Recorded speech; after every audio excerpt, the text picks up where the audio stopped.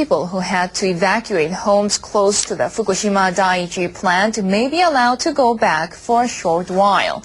The government set up a 20-kilometer no-entry zone around the plant after the nuclear crisis began. It allowed people whose homes are between 3 and 20 kilometers from the plant to go back briefly, but it hasn't allowed trips back to homes within 3 kilometers of the plant. The government says it's now arranging brief trips to homes within the 3-kilometer radius because the reactors are being cooled stably and radiation from the plant is going down.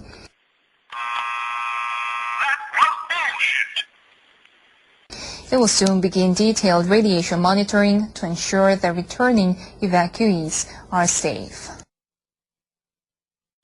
I think the Japanese government have been criminally irresponsible in irradiating these children at those levels. I cannot imagine how you can possibly have a law and then decide to change it on the basis of some snap decision that is pragmatic, and that decision will result almost certainly in the deaths of a lot of children. This beggars belief how they can behave in this way in a civilized country. It would not be allowed to happen in Europe.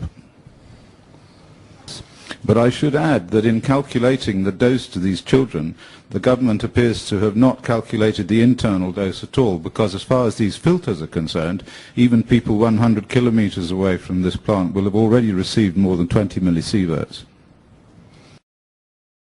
66 years ago today, the United States dropped an atomic bomb on Hiroshima. On this anniversary, the city is filled with prayers for peace.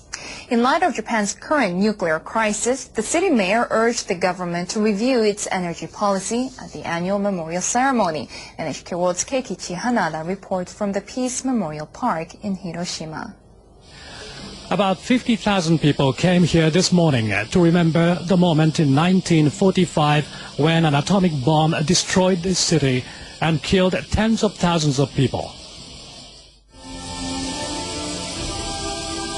The names of 275,000 A-bomb victims were placed in a cenotaph. The list of the so-called hibakusha has grown by 5,800 since last year's ceremony.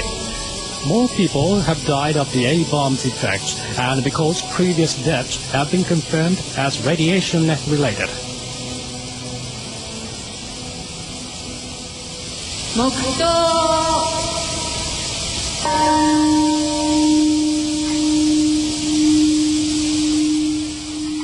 There was a moment of silence at 8:15 a.m., the exact time the bomb exploded.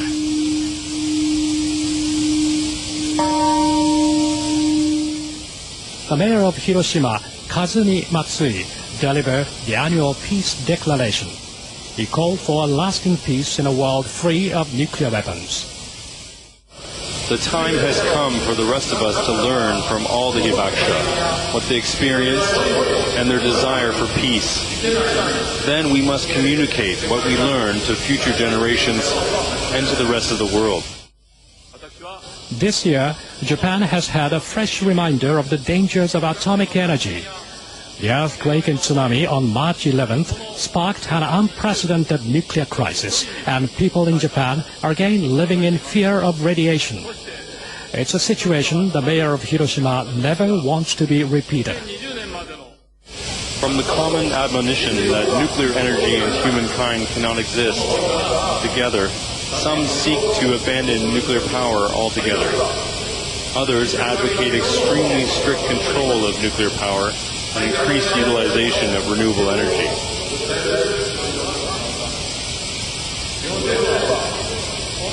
The Japanese government should humbly accept this reality, quickly review our energy policies, and institute concrete countermeasures to regain the understanding and trust of the people.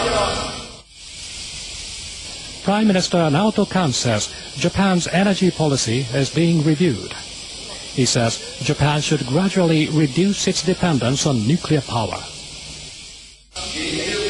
Regarding nuclear energy, we will deeply reflect over the conventional belief that nuclear energy is safe. Thoroughly look into the cause of the accident and to secure safety, implement fundamental measures, while also decreasing the degree of dependence on nuclear power generation to aim for a society that does not rely on nuclear power. 66 years after the atomic bombing, Hiroshima is continuing to remind the world about what happened here. Its role as a focal point for nuclear disarmament and world peace may be more important than ever. Keikichi Hanada, NHK World, Hiroshima. The Japanese government says Japan will continue exporting nuclear power technology for the time being. That's despite the Prime Minister's call for a review of nuclear policy in light of the crisis in Fukushima. The cabinet approved a strategy of continuing with ongoing negotiations for nuclear technology exports and honoring existing deals. They said Japan should provide its nuclear technology to countries that want to use it while ensuring the highest standards of safety. Chief Cabinet Secretary Yukio Edano said the government's decision is not inconsistent with the Prime Minister's earlier remarks.